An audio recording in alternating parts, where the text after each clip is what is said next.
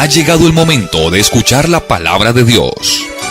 Un potente mensaje extraído de las Sagradas Escrituras. En la voz del pastor Carlos Hoyos.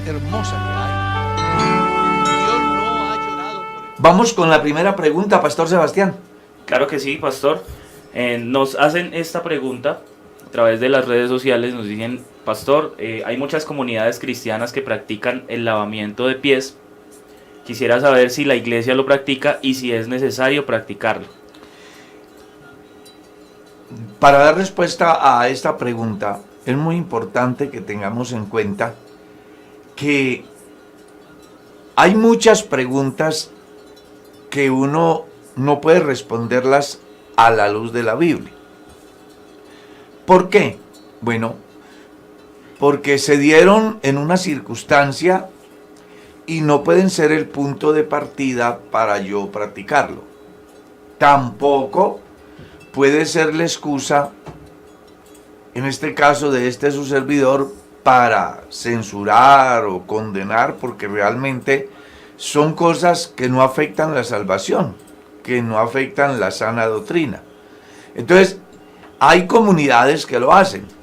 Ellos manejan una interpretación conceptual. Pienso que la razón por la cual la iglesia no la practica ni la enseñamos en la iglesia es sencillo, porque no está relacionado con lo que tiene que ver la estructura doctrinal de la iglesia. Entonces, por eso la iglesia no lo practica. Además, porque no existe un texto en la Biblia donde se enseñe que debe de seguirse, como por ejemplo se enseña acerca de la Santa Cena, como por ejemplo se enseña acerca del bautismo, que usted ve un hilo en todo el Nuevo Testamento donde en cada iglesia se practicó y fue una norma establecida por Dios, como lo menciona por ejemplo el Evangelio según San Marcos capítulo 16, donde se establecen unas pautas en el desarrollo de lo que en sí es la salvación del hombre, que está a través de una oportunidad de escuchar el Evangelio, de tomar una decisión, de bautizarse, y luego vienen un sinnúmero de señales. Cuando hablamos del lavamiento de los pies, fue una circunstancia en el ministerio de Jesús, y a través de ella buscó dar una enseñanza acerca de la humildad.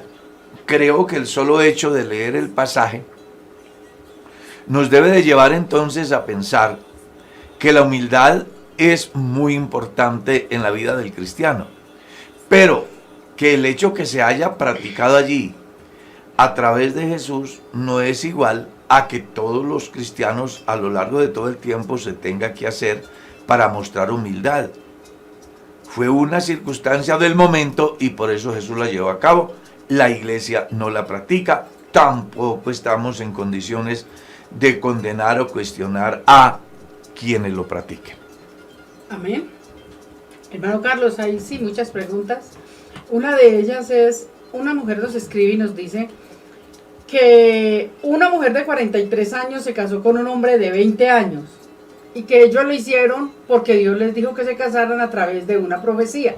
Entonces queremos saber si esto es real o confusión o... Hay varias cosas, hermana Mercedes, que tenemos que mirar ahí. Una, las conjeturas de la gente. La gente dice que para el amor no hay edad.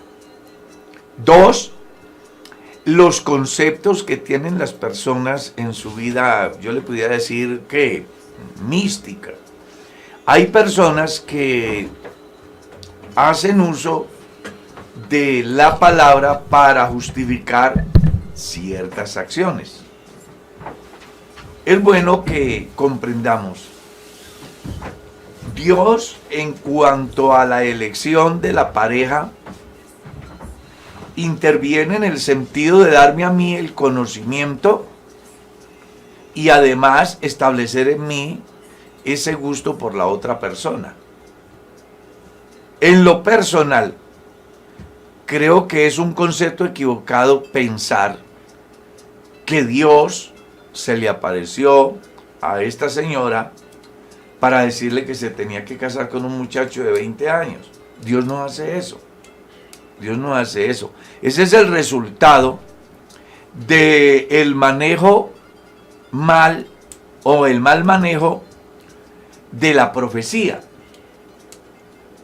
Y pues argumentan sus tesis basándose en lo que el apóstol Pablo menciona en el capítulo 14 de la primera a los Corintios.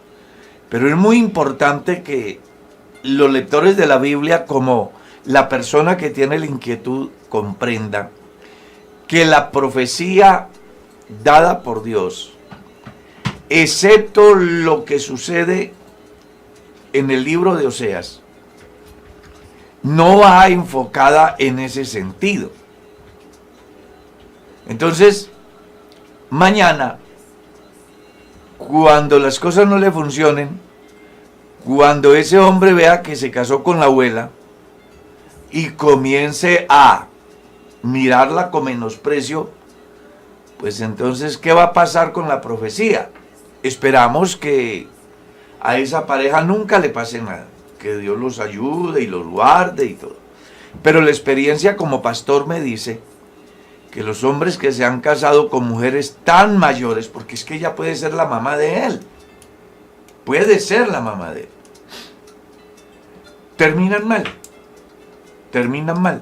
Lo preocupante es que dicen, Dios me dijo, y ahí es donde el profeta Jeremías aparece para decirle, dígale a ese profeta que dijo, que yo le dije, que yo no le he dicho que diga nada. ¿Ya? Ojalá que esta importante inquietud le sirva a quienes quieren formar un hogar. Y yo quiero darles algunas pautas desde mi punto de vista y según la experiencia, como quien también ha alcanzado la misericordia de Dios. Vea, cuando uno se va a casar, no debe esperar una revelación, una visión, un sueño, una profecía.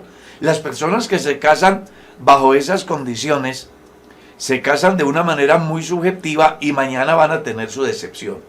Las personas deben de enamorarse de personas, número uno, que amen a Dios. Número dos, que no sea una pareja tan desigual. Porque es que es mucha la desigualdad que hay en edad.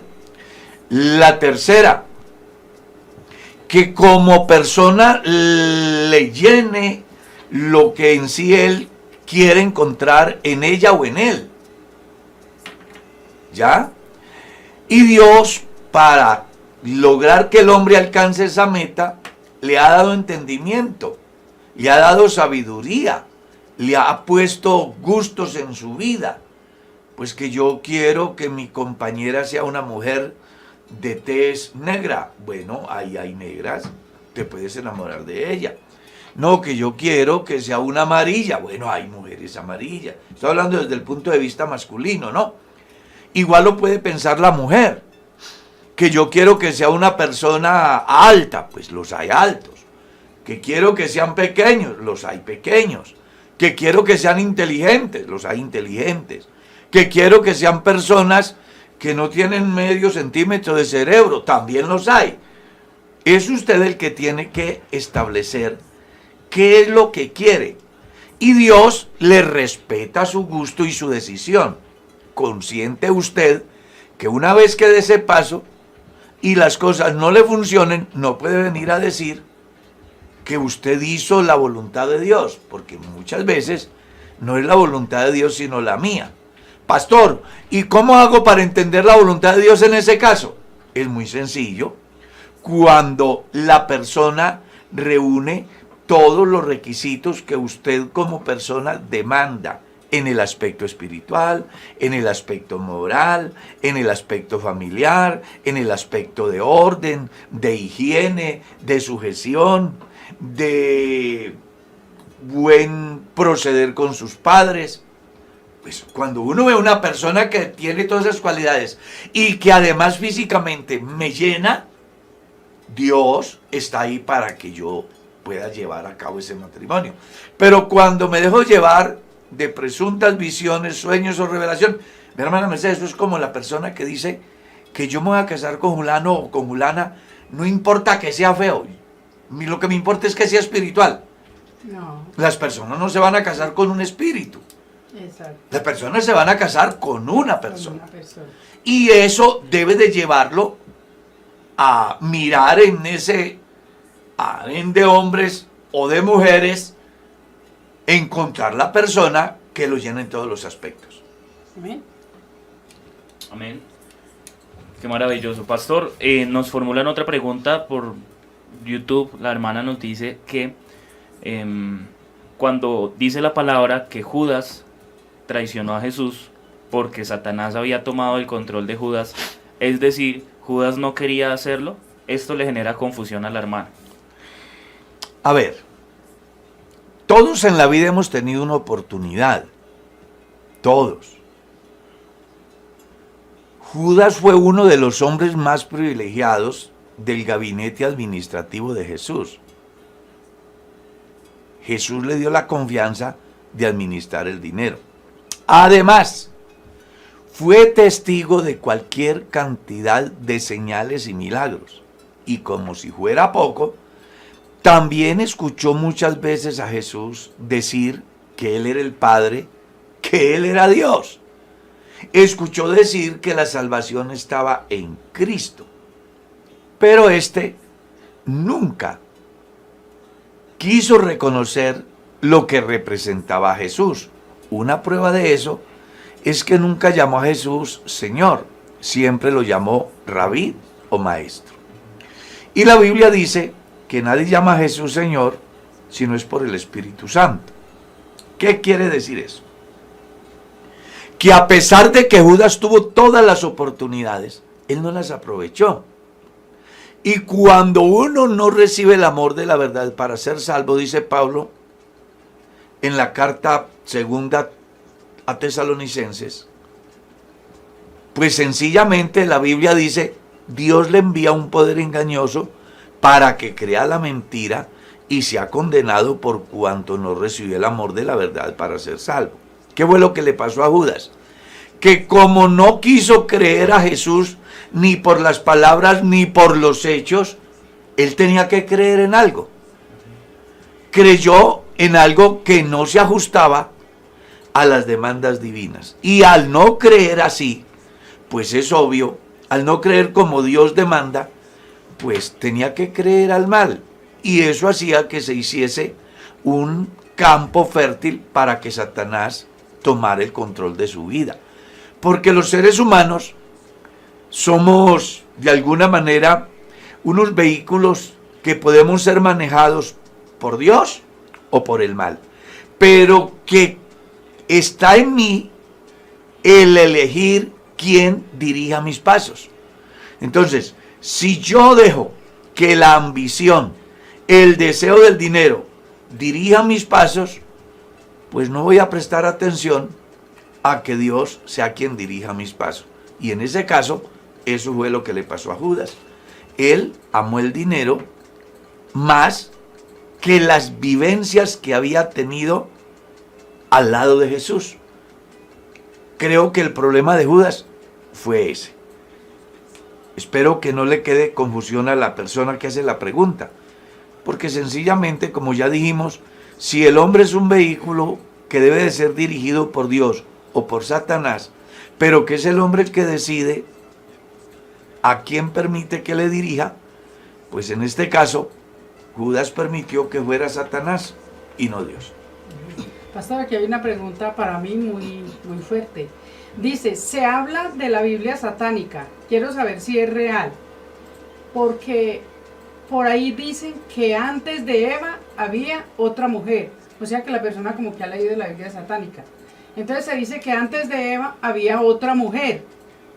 Y que Dios la mató por Satanás porque estaba enamorado de ella. O sea, en la Biblia satánica dice eso. Allá. Bueno, lo primero es que en un mundo de libros, pues cualquier nombre le pueden poner a un libro. Y así como hay escritores que escriben de una manera sana, Hay otros que a causa de su pensamiento corrompido escriben de una manera perversa. Entonces, en este momento yo no puedo decirle que sí existe porque yo nunca he visto tal libro. He oído hablar de él. Ahora, que si hubo gente antes de Adán y Eva, eso es un concepto muy subjetivo, porque en la historia de la humanidad no hay ningún testimonio, ni siquiera arqueológico, que así lo compruebe. Es tan claro que inclusive los años comienzan a contar a partir del primer hombre, lo que le hace difícil a los llamados sabios descubrir la edad de la tierra. Entonces, si uno mira desde ese punto, pues llega a la conclusión de lo que ya está escrito en el Génesis. Dios creó a Adán, luego le hizo caer en su sueño profundo, extrajo de él una costilla y le ha hecho su esposa, y se le puso por nombre Eva, que quiere decir madre de todos los vivientes. Nosotros no podemos dar una respuesta acerca de cosas que realmente son muy subjetivas y que van en contravía a lo que está estipulado en lo que nosotros creemos como palabra de Dios, que es la Biblia. Amén. Seguimos. Pastor, nos preguntan por acá, Pastor, ¿es cierto que ya existe el anticristo? Según Juan, en su primera carta, en el capítulo 2, en el versículo 18 en adelante, yo les invito para que lo lean. Ahí usted va a encontrar que no solamente ahora, desde los tiempos antiguos, desde el primer siglo, esa figura ya funcionaba, porque en primer lugar Jesús había advertido acerca de él, y en segundo lugar, en el tiempo de los apóstoles se levantaron personas atribuyéndose ciertos oficios que lo único que hacía era hacerles ver como personas no agradables ante Dios. Si usted lee el capítulo 2, el verso 18 de la primera de Juan, dice: hijitos, ya es el último tiempo, y según vosotros oísteis que el anticristo viene, así ahora han surgido muchos anticristos. Por esto conocemos que es el último tiempo. Él está diciendo a los cristianos que ellos habían oído que venía el anticristo, pero que antes que venga ese anticristo mayor, han de aparecer otros muchos. Y les explica cómo se conocen. Dice: salieron de nosotros, pero no eran de nosotros, porque si hubieran sido de nosotros, habrían permanecido con nosotros. Pero salieron para que se manifestase que no todos son de nosotros. Según este pasaje, en los días de Juan, en el primer siglo, hubo cristianos llamados así, que dentro de la comunidad infiltraban enseñanzas falsas que alteraban el orden correcto de la interpretación cristocéntrica y que le daban prelación a otras corrientes de pensamiento que llevaban al cristiano a perder el horizonte en relación a su fe en el Cristo que los había salvado. Y para Juan, estas personas eran simplemente anticristos, porque si no estaban de acuerdo con la doctrina apostólica, pues simplemente estaban en contra.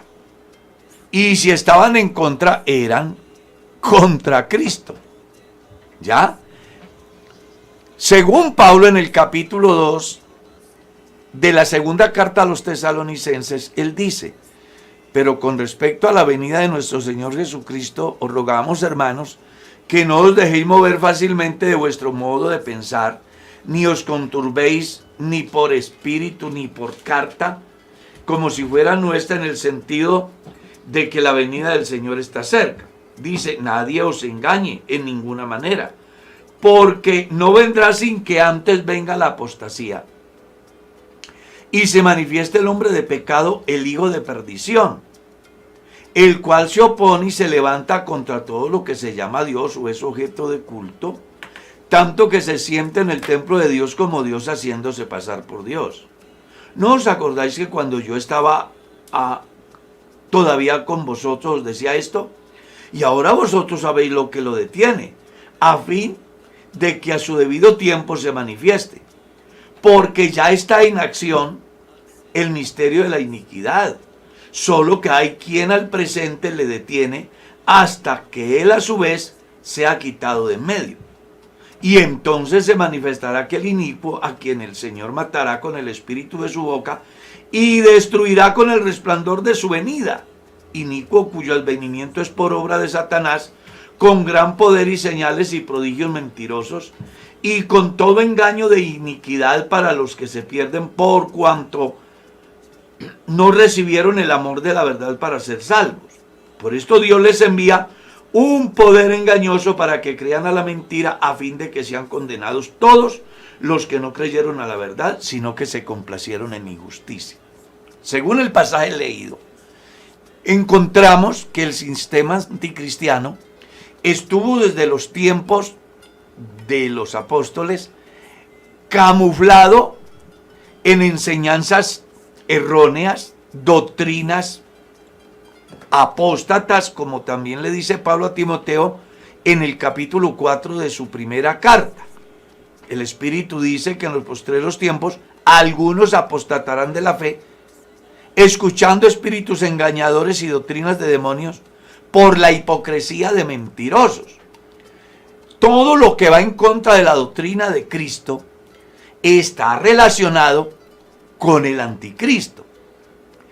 El mismo Juan va más allá. Él dice que para conocer a los verdaderos hijos de Dios y establecer también la diferencia entre el que sí agrada a Dios y el que no le agrada, da una enseñanza importante diciendo: todo espíritu que no confiesa que Jesucristo ha venido en carne, ese es el espíritu del anticristo.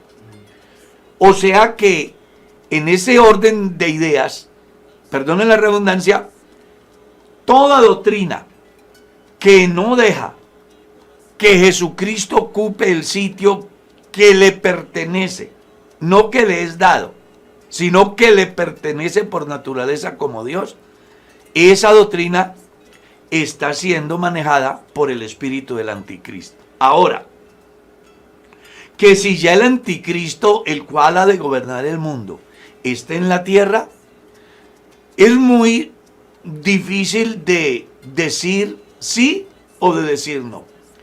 Y alguien dirá, ¿por qué? Bueno, es que solamente hay un paso que es necesario que se dé, y se llama el recogimiento de la iglesia, el arrebatamiento de la iglesia. La iglesia se va y el anticristo en potencia se sienta a dirigir los destinos de la humanidad. ¿Ya? En otras palabras, si Cristo viene ahora y no terminamos este programa, pues de hecho tiene que estar el caudillo por ahí. Pero como no sabemos el día ni la hora en que el Hijo del Hombre ha de venir, entonces por eso decimos que no estamos en condiciones de hablar acerca de ese personaje real, ejerciendo el control, la autoridad, como lo menciona Pablo en el capítulo 2 de la carta a los Tesalonicenses, su segunda carta, porque el mismo Pablo dice, hay algo que lo detiene.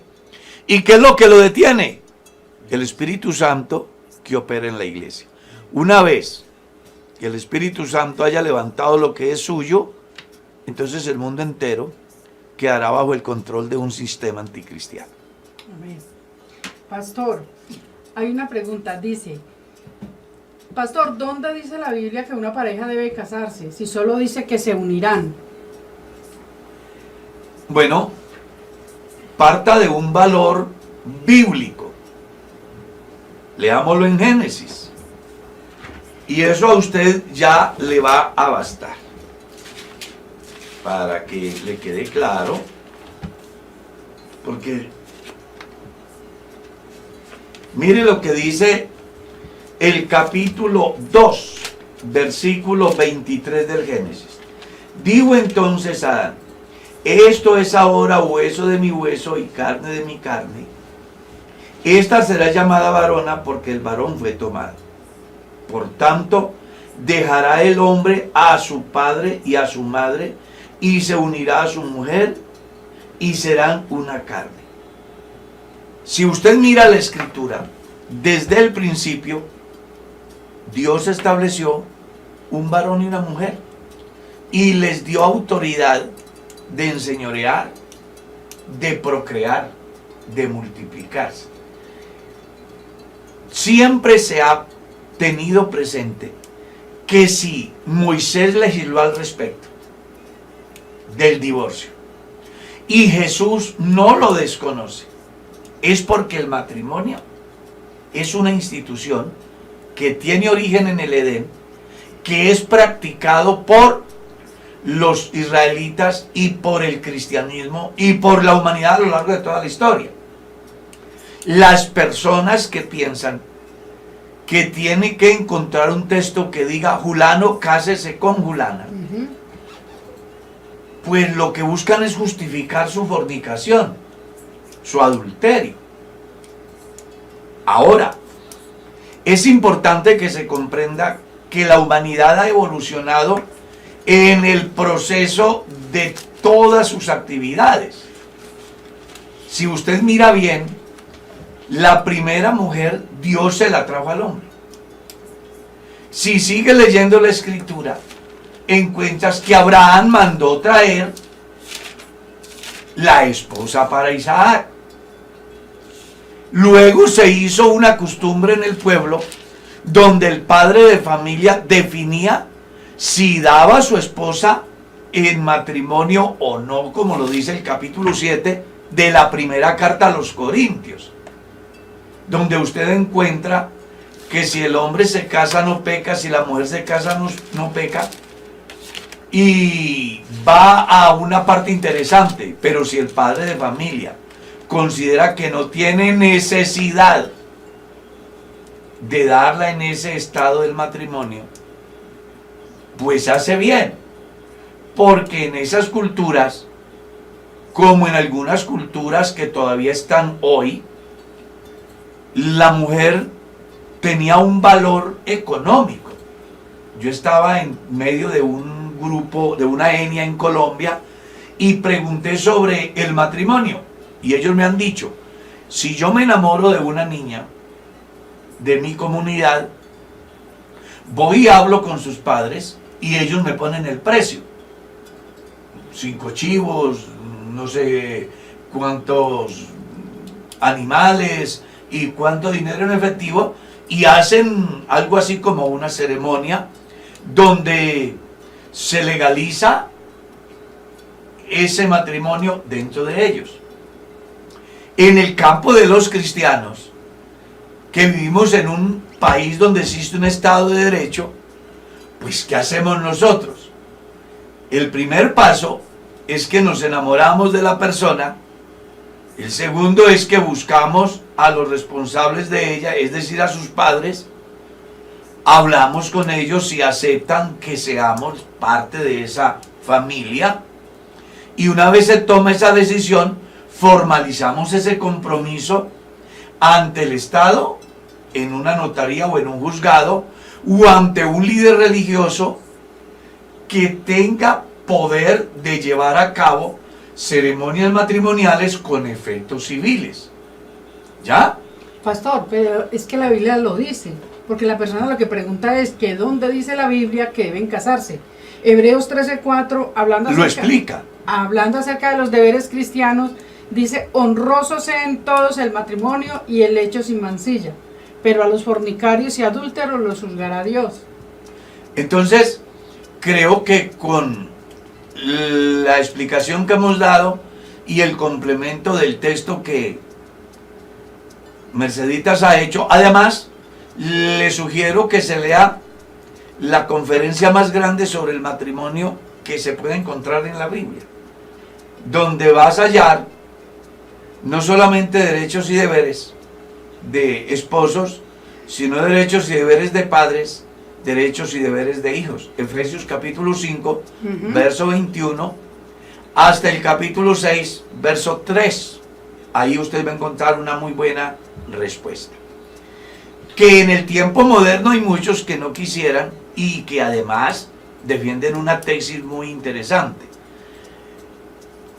Yo conozco, por ejemplo, en nuestro medio tengo una persona cercana, no en el campo de la familia, sino como amigo, que ellos simplemente dijeron, no, si nos queremos, vámonos y ya. Pero no es legal ante Dios, ni tampoco es legal ante el Estado, porque para que sea legal ante el Estado, tienen que llevar de alguna manera un proceso a fin de que en el momento de partir el uno o el otro, la persona que queda tenga derecho a recibir los bienes que el otro dejó. Pastor, y que si una pareja cristiana se casan solamente por la notaría y el juzgado y no lo hacen por la iglesia, que si está bien delante de Dios. ¿Están casados? Claro que sí. Bíblicamente están casados. Es que el matrimonio, desde el punto de vista bíblico, siempre fue por la ley.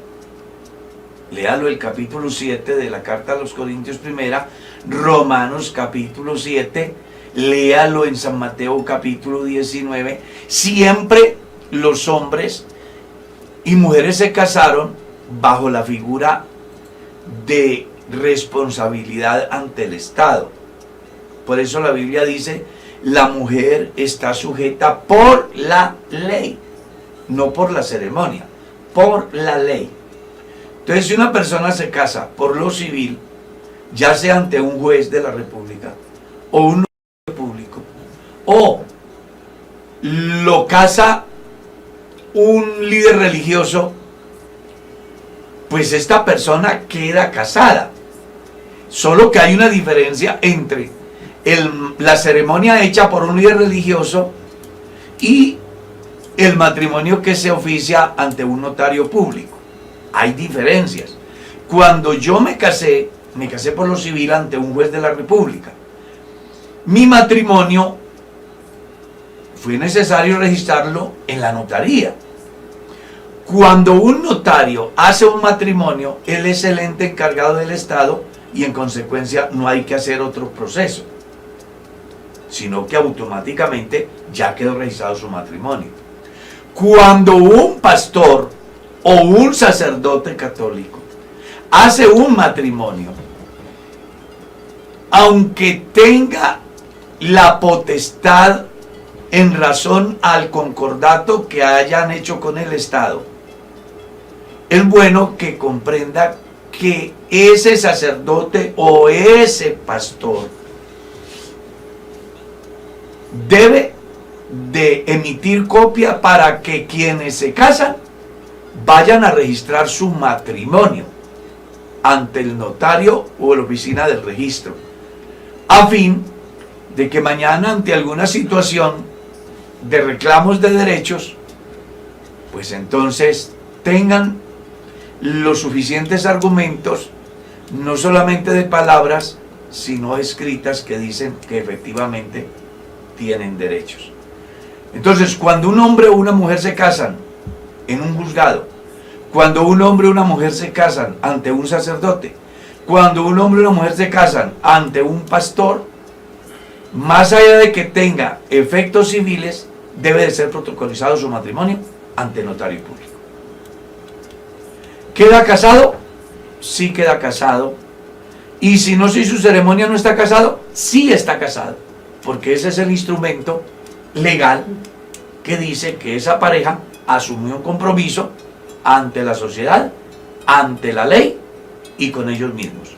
La ceremonia en la iglesia es la forma o la manera social en parte y espiritual en el sentido de hacerles saber a los presentes que el matrimonio es una institución de origen divino y que como tal nosotros lo honramos acudiendo ante el ministro de Dios para que en comunión con todos los santos eleven oración a Dios para que nuestro hogar sea bendecido.